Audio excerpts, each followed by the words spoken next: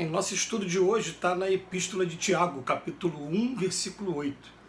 O homem de coração dobre é inconstante em todos os seus caminhos. Emmanuel comenta na lição 29 do livro Vinha de Luz: guardemos o coração. Urge reconhecer que no sentimento reside o controle da vida. Na romagem terrestre, muitos são os caminhos que conduzem ao aperfeiçoamento. Fartura e escassez, formosura e fealdade, alegria e sofrimento, liberdade e tolimento podem aliciar excelentes oportunidades de realização humana para a espiritualidade superior. O homem de coração dobre, porém, é infiel às bênçãos divinas em todos os setores da vida construtiva. Se recebe talentos da riqueza terrestre, entrega-se comumente às alucinações da vaidade. Se detém os dons da pobreza, liga-se quase sempre aos monstros da inconformação. Se possui belo corpo, dá-se, em vez de regras, excessos destruidores. Se dispõe de vaso orgânico defeituoso, na maioria dos casos perde o tempo em desespero inútil. No prazer é incontido, na dor é revoltado. Quando livre, oprime os irmãos e escraviza. Quando subalterno, perturba os semelhantes e insinua disciplina. O sentimento é o santuário da criatura. Sem luz aí dentro, é impossível refletir a paz luminosa que flui incessantemente de cima. Ofereçamos ao Senhor um coração firme e terno para que as divinas mãos nele gravem os augustos desígnios.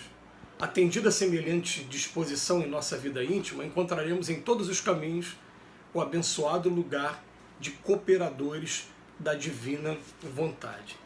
Realmente a gente encontra aqui no mundo que a gente vive muitas pessoas que parecem viver a teoria da conspiração quase que constante, porque parece que tudo o que está acontecendo está dando errado de alguma maneira. E Emmanuel vem trabalhar até mesmo os opostos. É interessante, né? Porque ele começa falando para a gente daquela pessoa que, por exemplo, recebe a oportunidade da riqueza e se entrega às alucinações da vaidade, mas se detém os dons da pobreza, liga quase sempre aos monstros da inconformação. É interessante isso, né, que a gente sabe que Jesus fala no Evangelho que é mais fácil o cabelo passar pelo buraco de uma agulha do que o rico entrar no reino dos céus. Mas quando a gente vem estudar a doutrina espírita, os espíritos têm um momento, eles concordam com essa afirmativa de Cristo, é claro, mas tem um momento que é feita a pergunta assim: qual é a pior das provas? A prova da riqueza ou a prova da miséria? Aí ele diz assim, ó, a prova da riqueza leva aos excessos de todos os gêneros, e a prova da pobreza leva à queixa contra a providência.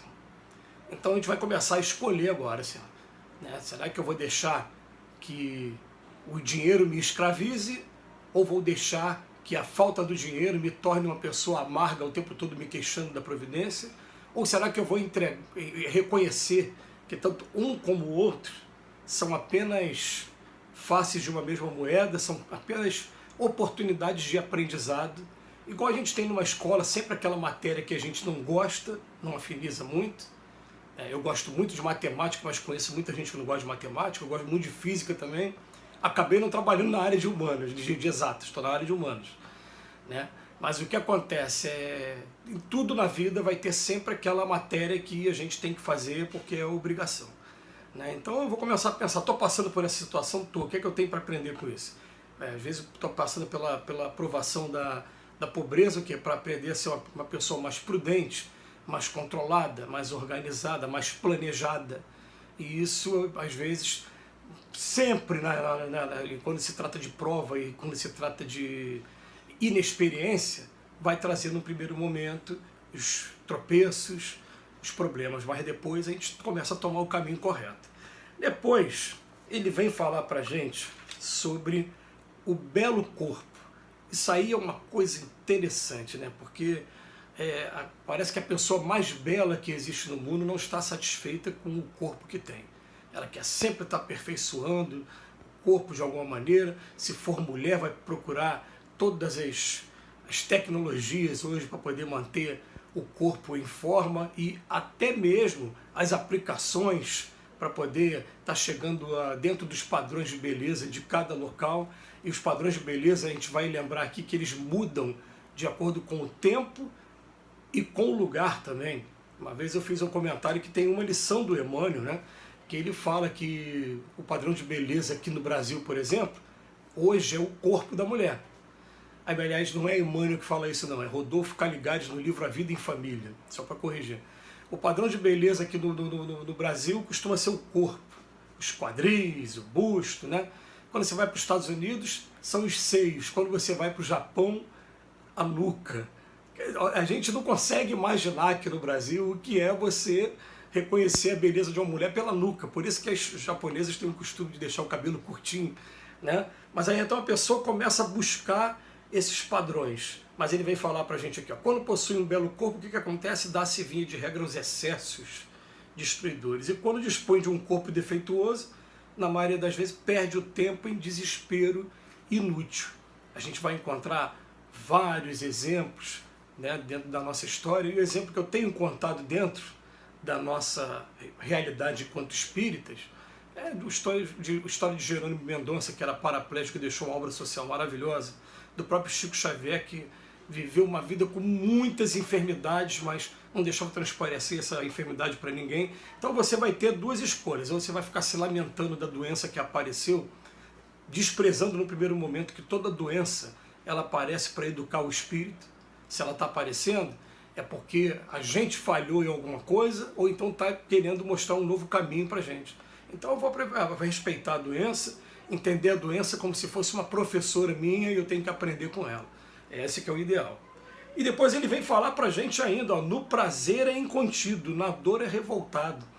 Olha só que coisa interessante, né? Na hora de sentir o prazer, não.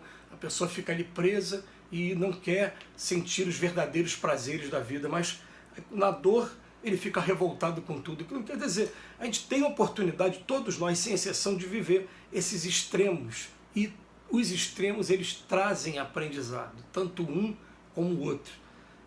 Muitas das vezes a gente tem a oportunidade de ver os extremos numa mesma experiência aqui na carne, numa mesma encarnação. Mas às vezes, muitas das vezes também, essas experiências vão sendo dosadas. Então, uma pessoa é rica hoje, na próxima vai ser pobre. Uma pessoa tem um corpo são agora e daqui a pouco vai estar trazendo as marcas de alguns equívocos que a gente praticou. E vai ter momentos de prazer e momentos de dor, né? Aí depois ele bota, quando livre, oprime os irmãos e escraviza, mas quando subalterno, perturba os semelhantes e insinua indisciplina. Gente, vamos procurar pensar assim, né? Algumas coisas, alguns comportamentos que a gente fica, às vezes, se permitindo fazer ou fez nessa vida e fica pensando, vem cá, se alguém fizesse da mesma maneira comigo, né? E a gente fica pensando, né? Tem muita gente que está com os dias ocupados, com as horas ocupadas, e vai agradecer um dia a gente ter as horas ocupadas, porque horas ocupadas fazendo uma coisa que é boa, que é útil, são horas que a gente não estava cometendo equívocos e comprometendo a nossa existência e a existência dos outros também. Então ele vem falar para a gente aqui, ó, gente, ele chama atenção desde o início, né? Ele começa a dizer isso na lição, no primeira linha, primeiro parágrafo. Hoje reconhecer que é no sentimento que reside o controle da vida. Sabe por quê? Porque é o sentimento da gente que vai mostrar eu estou no caminho certo ou não estou. Às vezes, essa profissão dá mais dinheiro, mas o meu coração não está batendo. Eu prefiro ganhar um pouquinho menos, ou ganhar menos mesmo, né? Ganhar pouco, mas ser feliz dentro daquilo que eu escolhi. Porque uma frase marcante para mim é: escolha um trabalho que você ama e você não vai precisar trabalhar um dia sequer na sua vida. Eu gosto muito dessa frase. E por isso hoje eu posso afirmar aqui, com todas as letras, os trabalhos que eu estou envolvido hoje, tanto na área profissional como religiosa, como musical, são trabalhos que eu amo, né? Então por isso que a vida fica mais leve. Então nesse ponto é uma conquista que a gente vai tendo. A gente vai falar assim, você é sortudo. Não, isso é conquista. Tá? Isso é conquista, porque muitas das vezes a gente não sabe valorizar as oportunidades que Deus dá pra gente. Porque se for parar para conversar, dentro dessas profissões, desses trabalhos que eu realizo, tem os prós e tem os contras. Mas se eu ficar só com os contras, eu não vivo, né? Aí depois ele fala aqui pra gente, né? O sentimento é o santuário da criatura. Sem luz aí dentro, é impossível refletir a paz luminosa. Ofereçamos ao Senhor um coração firme, né? E encontraremos em todos os caminhos o abençoado lugar da cooperação da vontade divina. Que Jesus nos abençoe hoje e sempre.